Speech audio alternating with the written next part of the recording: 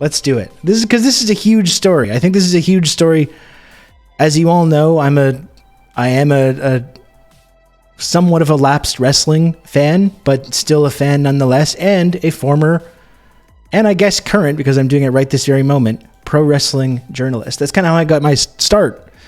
When I started freelance writing, I mean, I started doing music stuff because that was what I was the most familiar with, but started getting published in like Vice and Paste magazine and stuff, talking about pro wrestling, which how I got started building a platform on Twitter, basically, and getting my name out there, getting published, doing stuff, and getting a blue check mark on Twitter.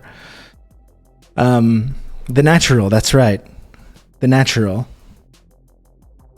Joshi Night is tomorrow. Okay, I'm gonna try and make it. I will try to make it to Joshi Night.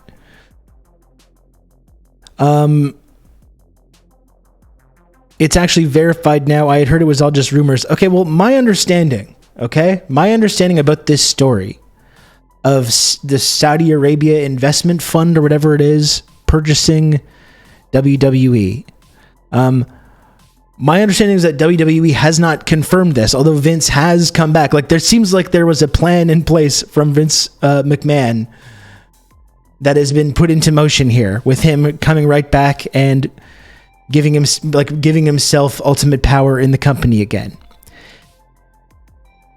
As I mentioned on Twitter, the idea of him doing that with a sale to the Saudis in mind is, and finalizing it as soon as he has the power to do so,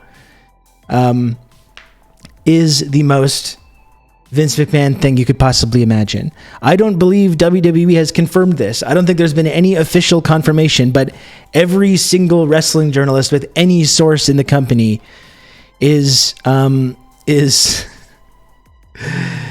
every single wrestling journalist with any source whatsoever in the company is saying, like, yeah, the deal's done. So take that as what you will. There's a lot of people saying, like, they've denied it, in fact. Well, let's look. I mean, just because they've denied it doesn't mean it hasn't happened, right? What seems like it happened is that it has, the idea, like, what is going on has leaked, and they're scrambling to respond to the leak.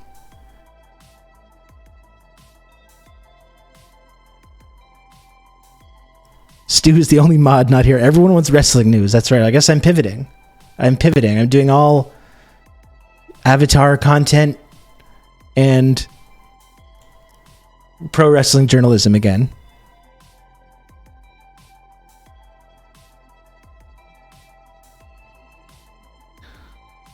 So we're going to look into this. Maybe this is a rumor that got out of control, but I don't think that it is. Just one sec.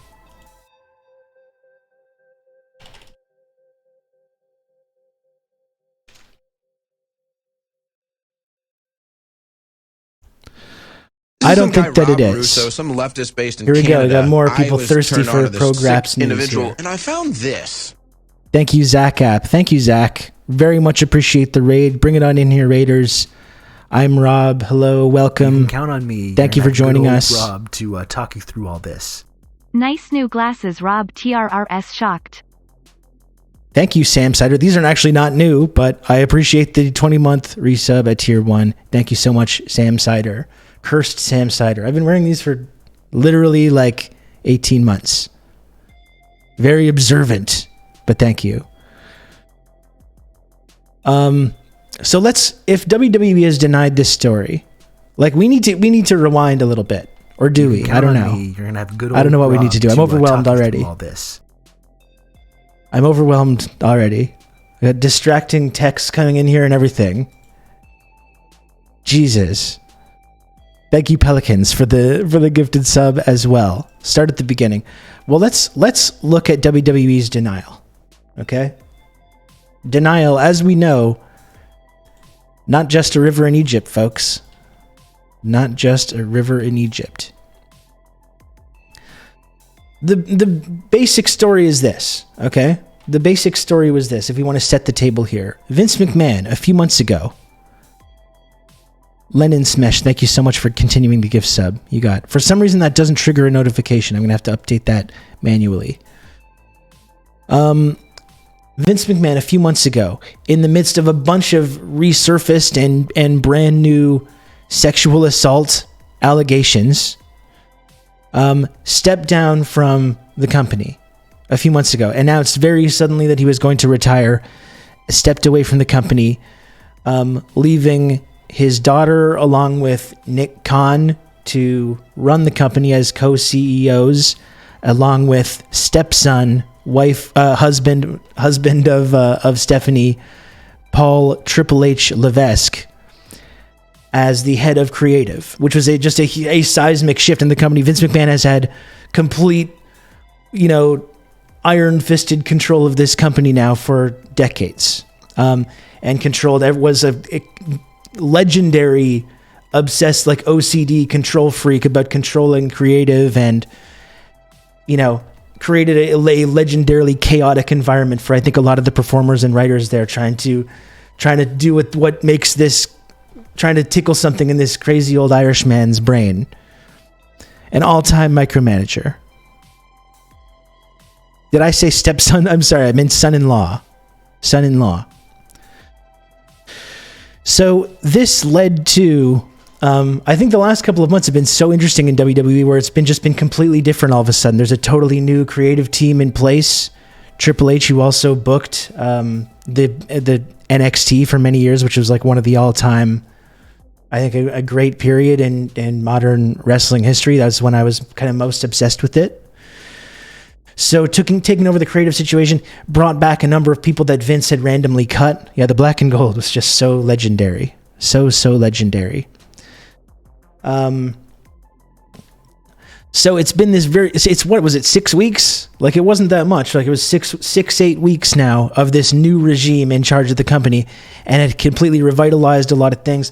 A lot of people that had randomly gotten fired are like highly touted prospects and characters that they had brought up from Triple H's NXT got cut or repackaged or humiliated routinely.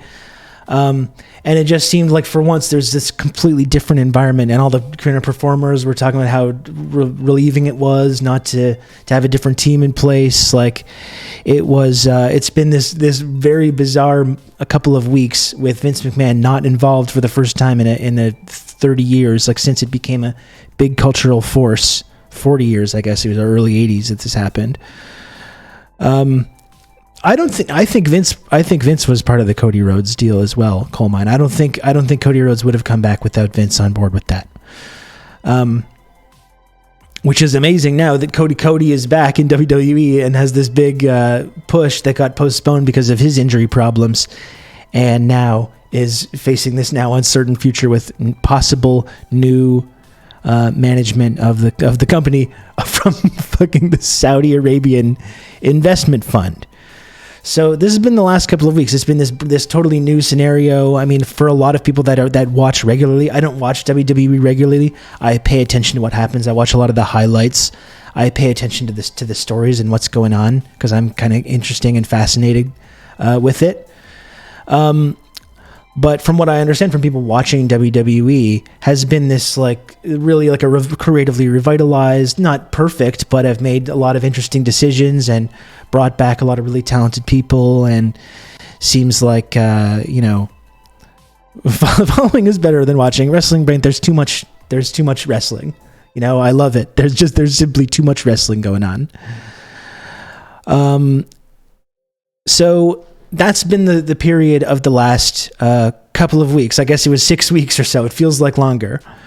The stream feels like it's sticking its nose where it doesn't belong. Hopefully Saudi Arabia doesn't threaten to 9/11 the stream, which they're famously very prone to do, famously prone to throw around these kind of threats.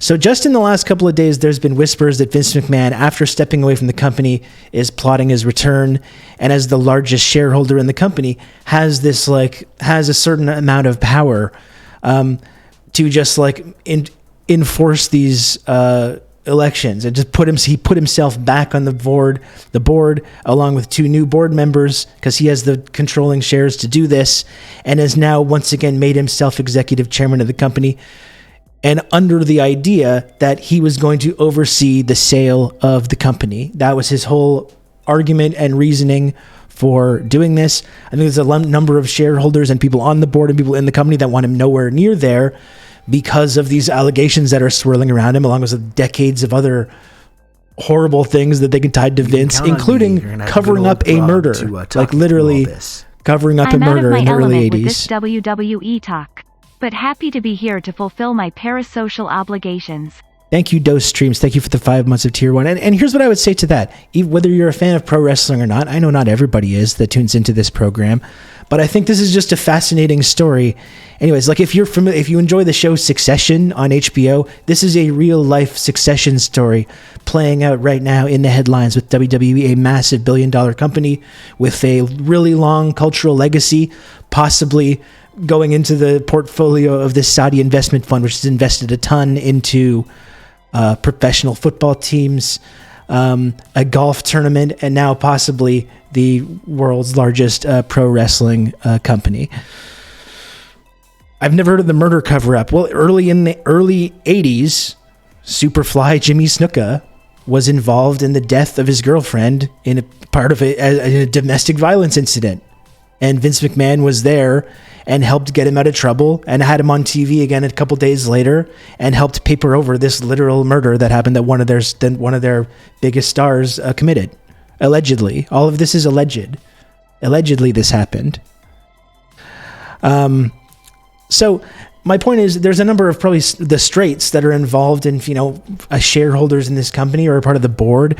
They have connections with NBC. They have connections with these big, American media companies, and are probably pretty uncomfortable with this guy continuing to be in charge of the company, considering all these allegations that are swirling around. That caused him to step down in the first place.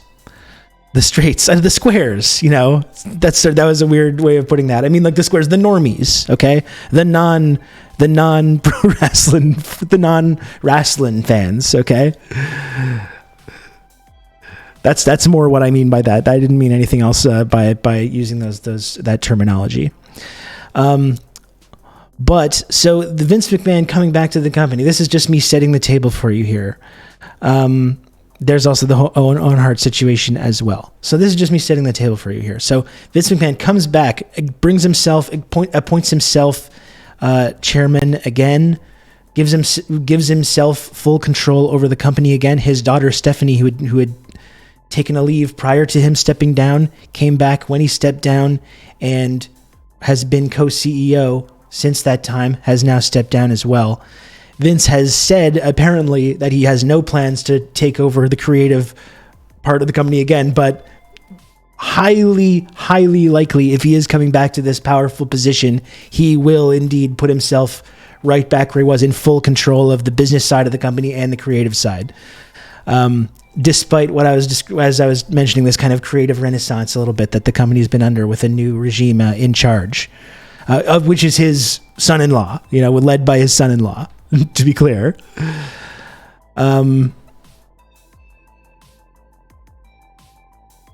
So that is what has been happening over the last couple of days now. This news has been breaking, and as Vince outlined, he wants to come back to steer the company into a sale, which has been rumored for a while. I know Disney was a rumored buyer of the company. There may be NBC Universal. But the news that broke last night,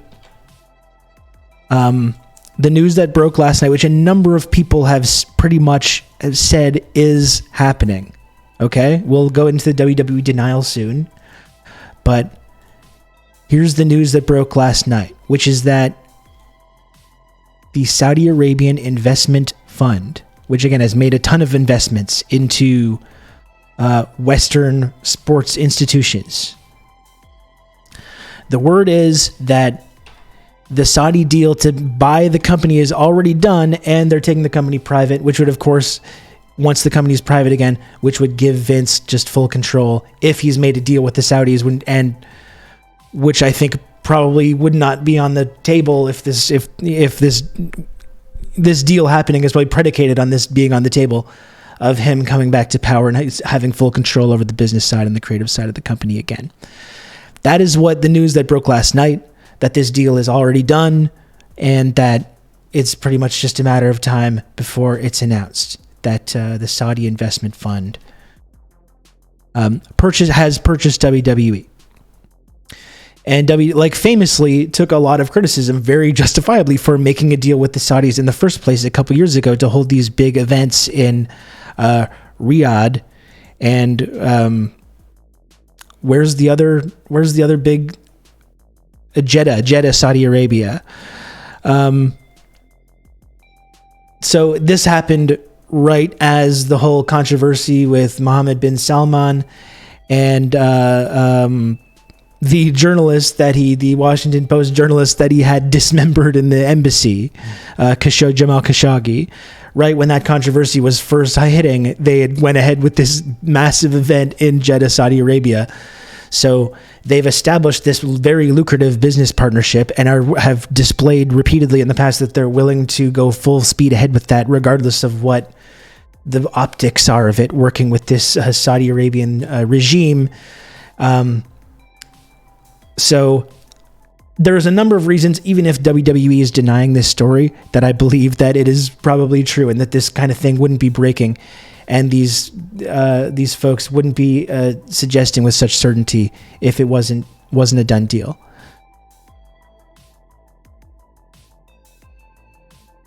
Says we're talking about WWE events in Saudi Arabia. Can we all watch Titus O'Neil's greatest Royal Rumble entrance? That is pretty great. Yeah, it is Rupert Murdoch level evil. It's that's why we keep talking about Succession. It's literally Succession. It's not even like, oh, this sounds like a Succession storyline. It is quite literally Succession. He's because he had just stepped away from the company. His children were in charge of the company. His daughter and his son-in-law were running the company. He had passed on his legacy to his family. By all means, by all indications, they were doing a very good job of running the company, both creatively and from a business standpoint.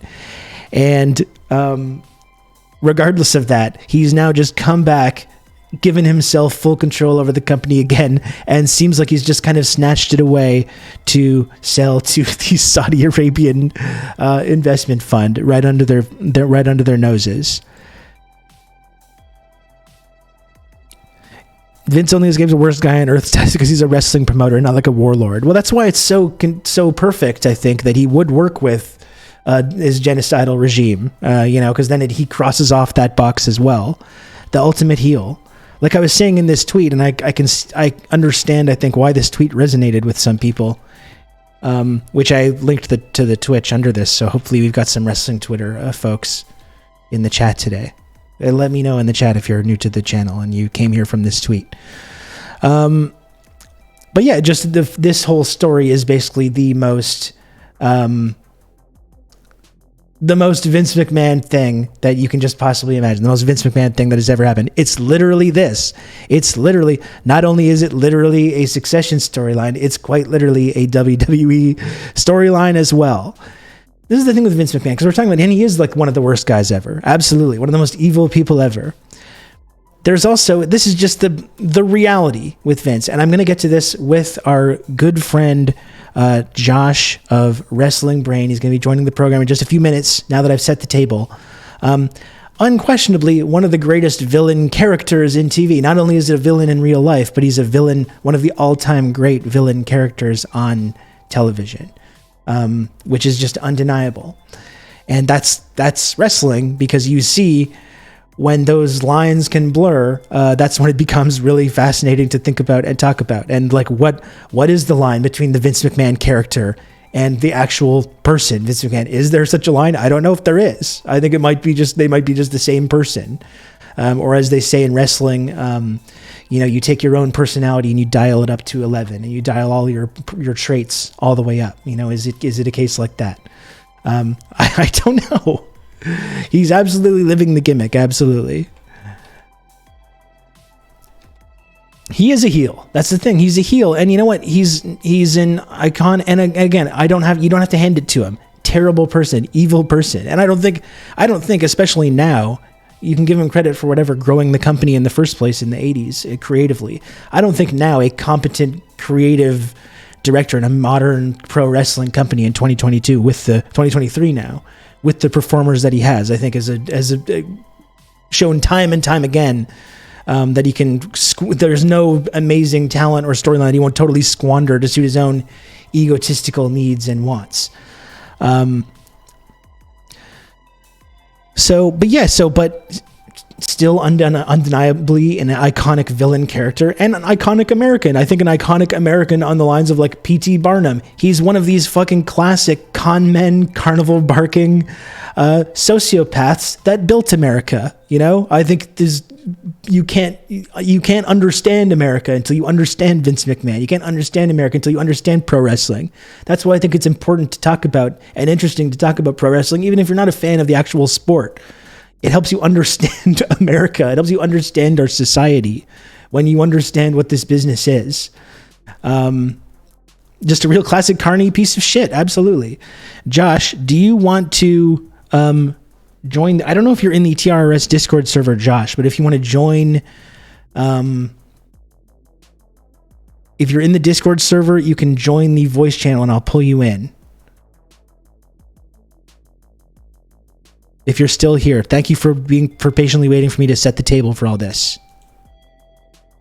I am in the Discord. Okay, so you can just go ahead and join the Green Room channel. Or maybe the public lobby and Lodane can pull you into the Green Room channel. Our producer, our hotshot producer Lodane is already in there ready for you to join up.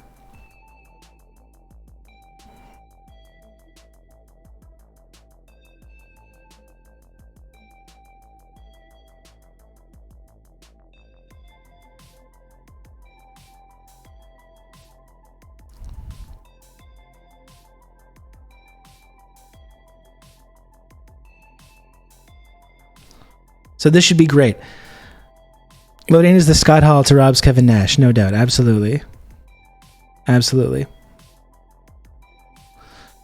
And I just wonder if can anyone link to the WWE denial of this story? That was the one thing I wanted to look at.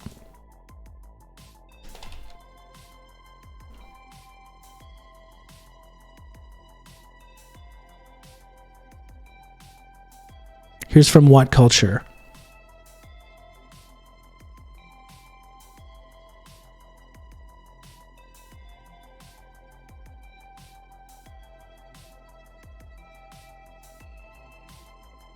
So we have Rich Greenfield of Lightshed saying, what happened to your WWE breaking news? We're hearing your now deleted tweet below is 100% false. Unfortunately, the fake news already went viral. Brandon Thurston says, I concur. I asked someone at WWE who would know, who said the story that took hold of Twitter last night about WWE and Saudi Arabia being near a deal to take the company private is untrue. Contrary to reports stating otherwise last night, there's no deal in place at this precise moment for WWE to be sold to Saudi Arabia's public investment fund or any entity. The organization is still developing all options. So those are the official denials. And like I said, this to me, this is my opinion.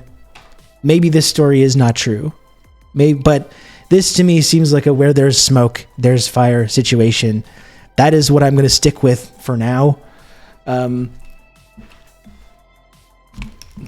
know, this is just a story. This is just a story that sounds true. You know, it's just a story that sounds true. So perhaps it is false, but we are going to see. Anyway, let's get to our friend Josh C. of Wrestling Brain. We love Josh. I'm happy to have him on the program. Let's go. Hello, Josh. What is up? Oh, Rob, is it ever good to hear your voice on a day like today? Yeah, absolutely. Same with you, man. How do you think I set the table with that? Did I do a good job doing that? Getting everyone up to speed? Something beyond perfectly. You know, I'm a massive fan of your pro wrestling journalism. I come to know you first as a wrestling fan, and I think the world of you in it. So yeah, I think that table setting was okay, good. Better than anyone could have done it. So Josh, you heard my stance on this. I just looked at WWE's denials of this story.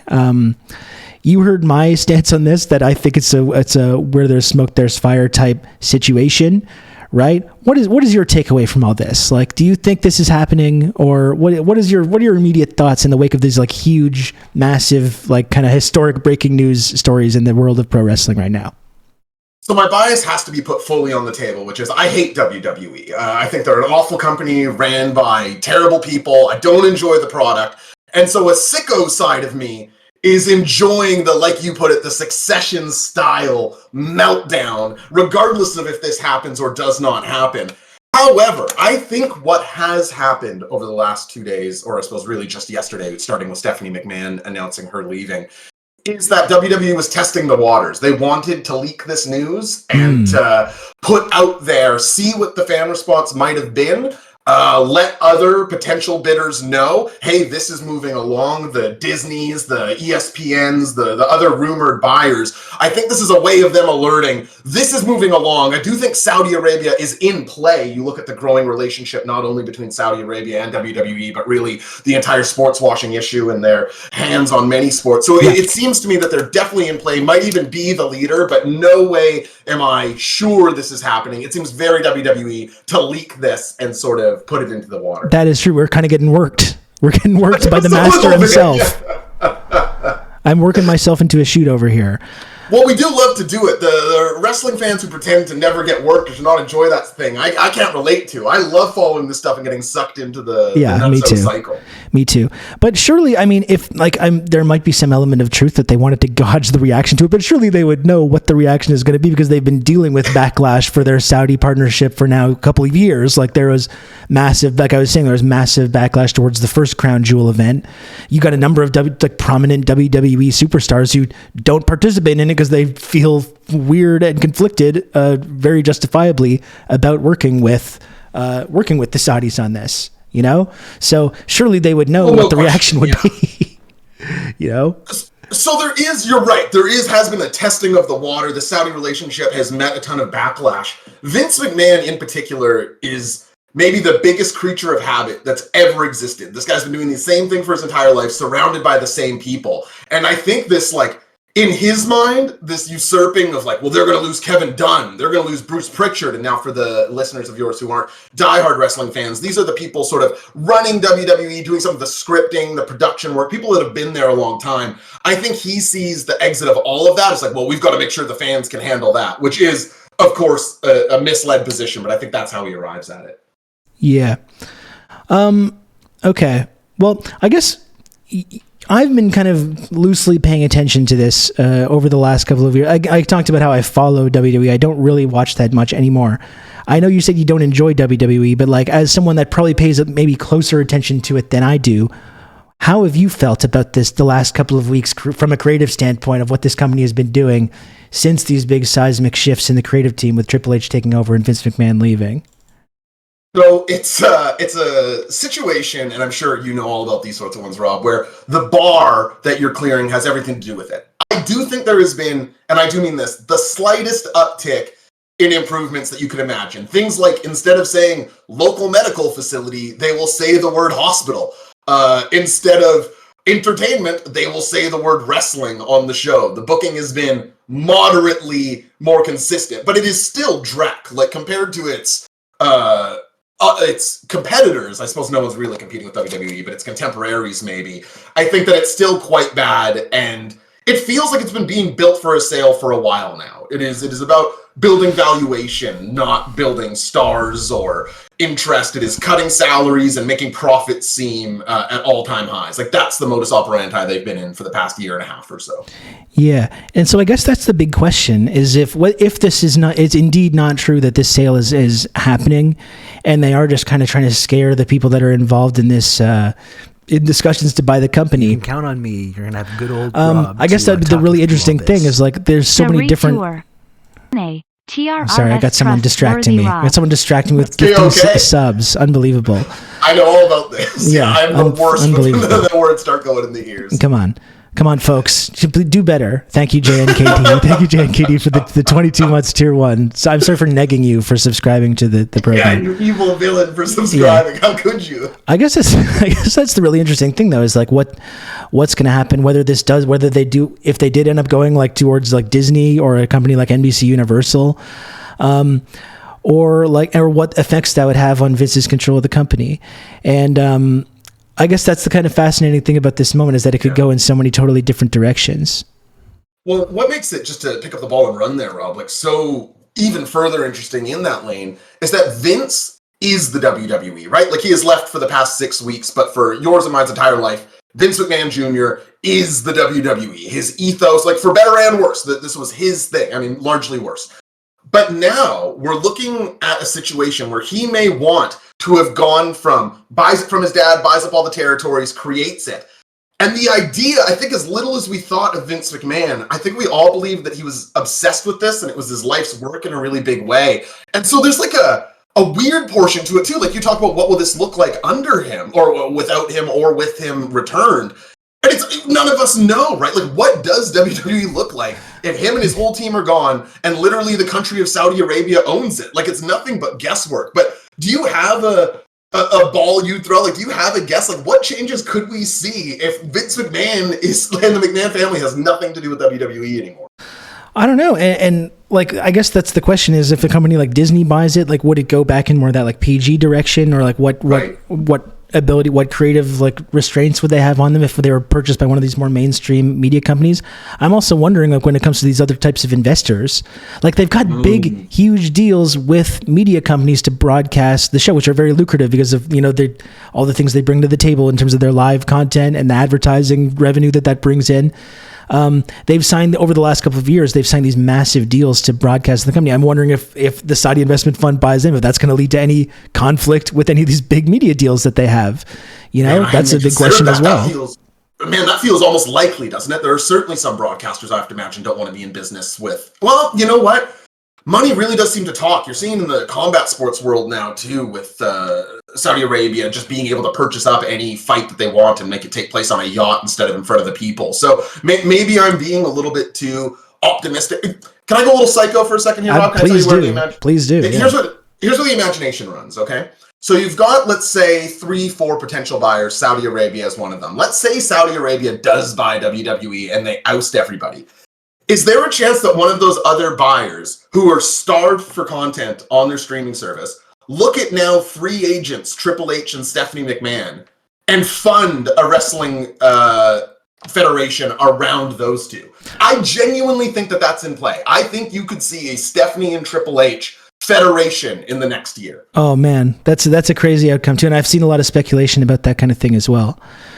And yeah, like you said, it's when it comes to the Saudi investment fund, it doesn't seem like their role in these like major soccer teams or the other big sports endeavors that they're getting involved with has meant much in terms of the big broadcasting deals, right? These people speak the same language, which is wanting to make billions of dollars, and they don't really care. And you know, at least this is kind of like a weird moral quandary as well, but like, you know, there's this whole idea that like, because obviously the Saudi regime is fucking brutal for a number of reasons. We can talk about their genocidal campaign in Yemen right now, litany of human rights violations, the murder of Washington Post journalist Jamal Khashoggi. Don't want to sweep any of that under the table when you talk about Saudi Arabia, but you have to wonder, like, why is Saudi Arabia in the position they're in globally right now? Part of that is because they're propped up by the United States of America. The United States of America are funding that war in Yemen, and so is Canada, sending weapons to the Saudis while they perpetrate this war in Yemen.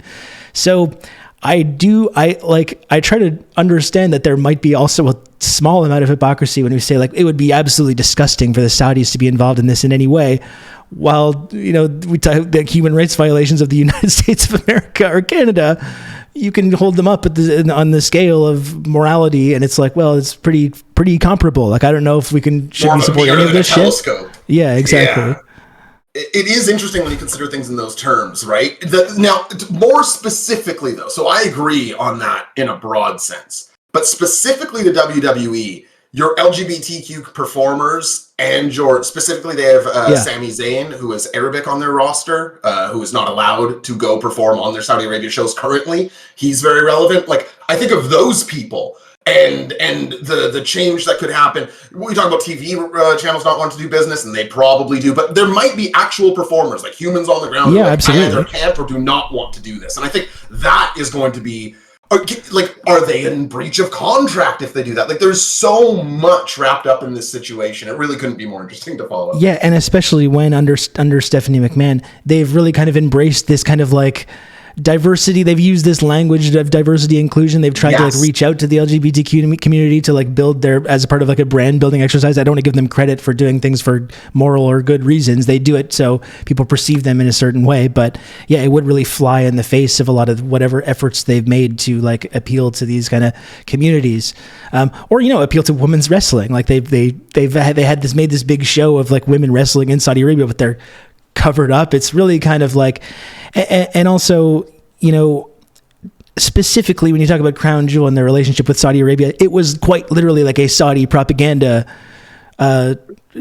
program, right? There was a specific pause in the program to talk about Saudi Arabia is good and cool and you should like it. And part of the whole woke, like the whole, like you said, the sports washing of the Saudi regime in the first place. So that does make it a lot more tricky and complicated morally as well.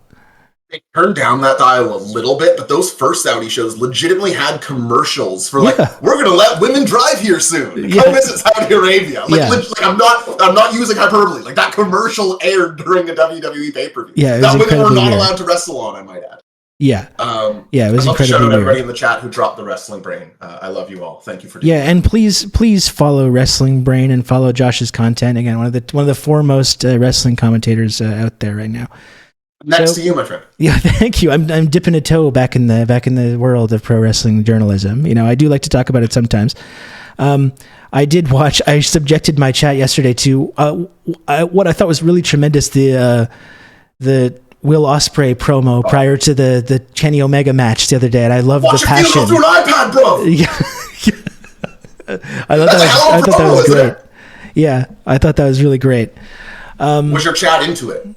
I think so. Yeah, I try to sell people on why it's important, why it's fun and interesting and important to pay attention to what's going on in the world of pro wrestling and what makes it interesting as an art form and unique and different from anything else that exists. And you see it in those moments. You see it in those moments, like with Will Ospreay, and you see the lines begin to blur between the kayfabe and the reality. You see the real emotions and the real intensity coming through. And you see it in moments like this with this story, where you see the behind the scenes story, the Succession style storyline that's unfolding becomes more interesting than anything that's going on in the actual product itself. Wrestling gets, the dogmatic word around wrestling is fake, right? Like, it's fake. Wrestling wears like the real parts of its business on its face more than anything else. You don't get to know anything about Game of Thrones relative to what you get to know about WWE. Yeah. And that is the most interesting stuff. Like this is explaining pro wrestling to people, which is impossible, but it's not just the show, right? It's the business. And stuff like this, I barely slept last night. The mind would not stop turning. Yeah, no, it's pretty incredible. So how else do you think this will affect the broader wrestling world? Like you talked about the possibility if this which what I would consider to be like a worst case scenario for WWE going through with this, whether that would lead to maybe a new federation popping up with Triple H and Stephanie. What's it going to mean for AEW, who's kind of positioned themselves as not as WWE's equal, but as at least its primary domestic rival, if you can call it that. Like you got to imagine like a lot of the leverage that the workers in AEW had for the last couple of months over Tony Khan when they were all using going to WWE as kind of a bargaining chip. All of a sudden they're like, ooh, yeah, exactly. It really changes that landscape as well. Man, does it ever? So I think there's, in terms of the North American wrestling companies, I think there's two federations that probably are, I don't know about licking their chops, but are very interested in following the next couple of weeks. So like you mentioned, there's WWE is your top North American promotion. I'm talking about in terms of popularity, not quality at all. Under them, and it's a distant gap, is All Elite Wrestling. This is my favorite North American company. They're who we follow on the channel, twitch.tv/wrestlingbrain. Every Wednesday night, their main show, Dynamite, goes. We do a show after. This is the main federation I follow. And they have been signing, I think, quite deftly, people who have left WWE. Not all of them, but sort of the ones that they think are going to resonate with the AEW, a bit more hardcore fan, a little bit more independent wrestling inclined. I don't think there's that many people in the current WWE roster that AEW would sign. I think Sami Zayn and Gunther are the two that really come to mind that I think their owner, Tony Khan, would want to get their hands up. That said, underneath, so you got WWE, AEW, quite far beneath them, you have a company called Impact Wrestling based out of Canada now. And they're terrible. I didn't realize Impact was in Canada now. I knew Lance Storm was involved with it, but I did not realize that. Headquarters in Winnipeg, if you can believe it. Oh my goodness. Oh wait, that might not be true anymore. It might be Ottawa now. But had headquarters in... Yeah, they got purchased by... oh goodness, some Canadian broadcasting outfit. I forget the name. But anyway, to say TNA, way down here. But the one thing TNA has always sort of hung their hat on from 2006 forward is that they have had better women's wrestling than their competitors at basically any point in history, except for maybe you were talking about the black and gold NXT era, Rob. I think they start to outpace Impact for their women's wrestling. However, I think if there are women, these are assumptions, but if there are women on the WWE roster that are looking to leave, I think Impact basically couldn't invest enough in some of those bigger stars that they have. Whatever coffers they need to empty to get some of the bigger women's stars from WWE who are leaving, I think that is Scott D'Amore, who runs them. That has to be number one on his plate. That said, though, man, I think it honestly sort of sadly puts the power in the hand of the employer, right? Like, yeah, you sort of teased it there, but it is true. There's been guys, Andrade, Miro, sort of teasing that they want to go back to WWE. You know, putting out little hints on social media, this kind of thing. Or MJF. That's like his main storyline, right? The bidding war of 2024. That's exactly right. And it's like when you start to consider the wind out of the sails of even just Vince McMahon is back. Because you forget we lived a whole day before the day yesterday with just Stephanie's leaving. That was massive, right? And then Vince is back. Massive. And now it's for sale and he's really here to court just that. But it really is, if they are going to move in a less women-friendly direction, Impact could not stand to benefit any more from that and sort of steer into their history and potential future. Yeah, and I think that's something important to outline as well, though, because I mentioned this in the table setting segment, but when we're talking about the idea that this deal isn't going through or if this rumor is false, Vince McMahon stated himself in his return to the company that he wanted to oversee a sale of the company. So that part is true, right? That's something that's come from Vince himself. That's the whole reason that he's put himself in that position, so he can oversee that, right? And I think that actually, to me, is evidence that there is truth to this story, because I don't think NBC Universal would put Vince back in charge of the company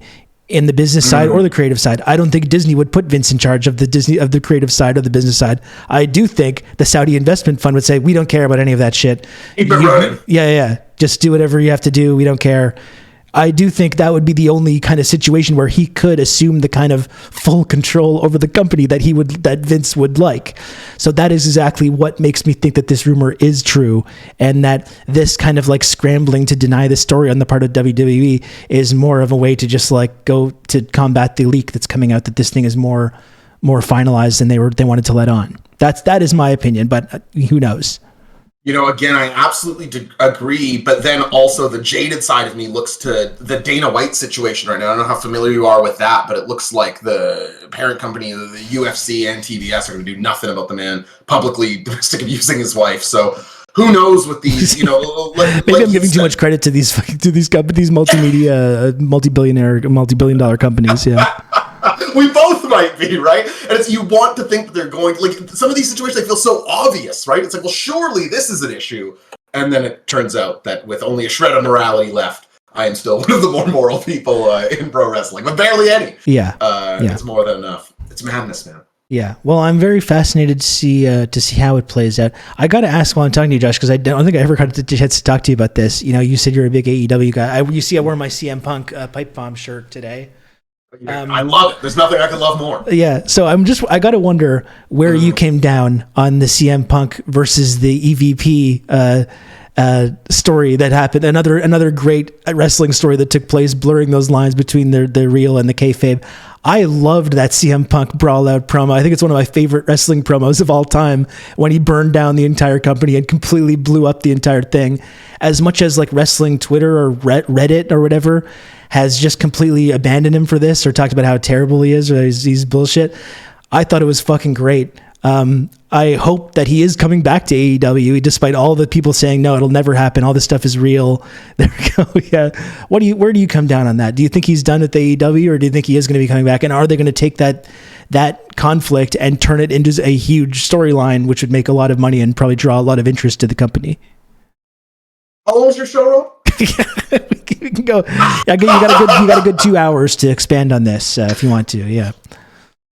So again, much like I had to reveal my horrible anti-WWE bias out the gate, I've been talking about wrestling since 2014 into a microphone. You will never hear me say something bad about CM Punk across any of them. Being a principled asshole that he is, I will take his style of wrestling and sort of... I like to say this when I'm talking about CM Punk. Asshole, prickish, wouldn't like me worth a lick, but sure. Of all the pro wrestlers in the world, if you followed them all around 24 hours with a hidden camera, he is one you would still let watch your kids. Like, there are not many you would end up with that result in. CM Punk, you would. And that means something, I think. Yeah. I thought the brawl out was... listen, the fallout of it is legitimately depressing to me. Like those months where it's like there's no Elite or CM Punk on AEW Dynamite. I'm like, who's winning here? Like this is very silly. But you have to, handle your stars as stars. You have a guy who's drawn more than everybody in the company combined, saying these guys keep leaking things to the sheets. They keep saying I'm anti-worker. They're saying I'm trying to bury my ex-best friend who I don't want anything to do with. People keep bringing up to me. I understand in a moment after a dog collar match at a post-fight interview, having this moment, going a little too far, shitting on your coworkers hard. Okay? I'm not justifying that behavior, even though I thought to watch it was phenomenal. I thought it was just an outstanding piece of theater. However, you go to the locker room a minute after that, 3-on-1? Like, what are we thinking here, guys? Like, I like you all. Like, what are we thinking here? Like, this is a bad idea. But in terms of the future of it, Rob, I saw a couple of the Brainiacs in the chat here. They nailed it with just 3 words. It's plain as day. He's coming back. There's too much money on the table, man. Brett came back. Hogan came back. They all come back. If there's $1 zillion to be made, which Punk versus the Bucks and Punk versus Omega is legitimately like, especially with this WWE situation going on, I legitimately think you're looking at like, not stadium records, but like AEW gate records, and you could probably have a gate record for the big match off of that. I legitimately believe that that's how hot this angle, and it wouldn't take much to spice it back up. It's gone, like, if they would have done it when, right after a month, everybody's gone for a month, the Elite return, and then Punk comes out, you would have had the hottest angle in wrestling in 20 years. They didn't do that. I still think you could reignite it very quickly. I think. Oh, yeah. I mean, you look at the caliber of the people involved. Could they know what they're doing, and they could very easily heat that back up in a moment. Well, that's exactly right, and I've said this on my program, but I like when wrestlers don't get along. Like, tons of the best feuds ever are between wrestlers who personally do not like each other or have an issue. Like, I talked before about the way the real intersects with the fake in wrestling. Personal issues draw money. Jeff Jarrett famously said this. Truer words are never spoken when it comes to this business. Who knows drawing a dime worse than Jeff Jarrett? There's a guy listening. But I think he's coming back. I think the situation is unfortunate, but I am heavily on Punk's side. People who value the all friends wrestling thing, or the like, backstage has to be perfect harmony where the Bucks decide who gets signed and not, and Josh Barnett can never come in. That doesn't work for me, brother. Yeah, no, I thought, like, that's what I said. I enjoyed the promo immensely. I thought it was extremely entertaining. The fallout was very unfortunate. I love Punk, and I loved his run in AEW. I also love the Young Bucks. I love Kenny Omega. I would love to see them all work together because they're all really. I love Hangman Page as well. I think he's tremendous, even though Punk doesn't seem to feel the same way. But I would love to see all these guys work together and make a bunch of money. Well, you imagine Punk. You have to consider there's a point in time he is the Ring of Honor school trainer, right? He is teaching the next class of wrestlers how to come along. He's in a very tasty position, and he goes to a Terry Funk wrestling camp and gets broken down and is like happy to be learning under Terry Funk and like being broken down and built back up. And so I think when he's like, Hangman doesn't take advice, like it's antithetical to like the way he has lived. I don't know if you have anything like this, Rob, where it's like you get so triggered by something because it's so antithetical to you, like you're more mad than you should be about it. Like I legitimately think that's Punk with that comment. Like it is both. He is overreacting and it's consistent with him. So I don't exactly know how he's yet again working himself into a shoot. Almost always. The guy loves the business. He cannot help it. He loves pro wrestling, every single part of it. Well, I hope he comes back. So we'll see what happens with this story, Josh. I'm happy you could come and talk to me about this. I will say this is a little tidbit for both you and the audience of the show. I have reached out to, and I'm not going to say who, I have reached out to an A-list WWE superstar for possibly anonymous comment about what is going on. We'll see if that leads to anything. I won't say their name, but I know who it is. This is exciting. I don't. Did you really? Yeah, I don't want to. Again, I'm not gonna. I'm not gonna say anything. Yeah. But we'll see. We'll see if that turns into anything. I'm hoping if this deal does go through, and perhaps it won't. I don't want to spread fake news here. If this deal with the Saudi Arabia does go through, as you mentioned, there are going to be a number of people working in the company who are not going to be happy about it. So it would be cool to be able to get a little comment, maybe about that. But we'll see. I don't want to get anyone's hopes up about that. We'll see what happens. All the more reason to tune into TRRS every day, I guess. And please keep tuning into Wrestling Brain each week on twitch.tv, a really tremendous wrestling program that I enjoy a lot. I gotta call into that sometime. I'm getting more into this shit, Josh. I'm every day I'm less of a lapsed fan. I mean, I'm a lapsed fan. I'm here talking for the last 45 minutes about this shit. Like, I don't know what's wrong with me. Rob, you know wherever I have a microphone, you have a home. That'll always be true. Anytime you feel like talking about wrestling, you come on by. Arnold Schwarzenegger, anything you feel like talking about, you're welcome over anywhere I am. I loved our conversation about Pumping Iron that time last year. That was fucking great. That was one of my favorite podcasts that I've done. I had never seen the movie, and I was like, it was such a delight to watch Pumping Iron and talk about it with you. I always love talking with you, Rob. I'm at J0SHC. All my projects are on there. Would happily invite any wrestling fan viewers of the Rob Russo Show to come join. Rob, thank you so much for having me. I love your show. I think the world of you. It's Rob Russo for Prime Minister. Love it. Thank you so much, Josh. I'll talk to you soon. Goodbye.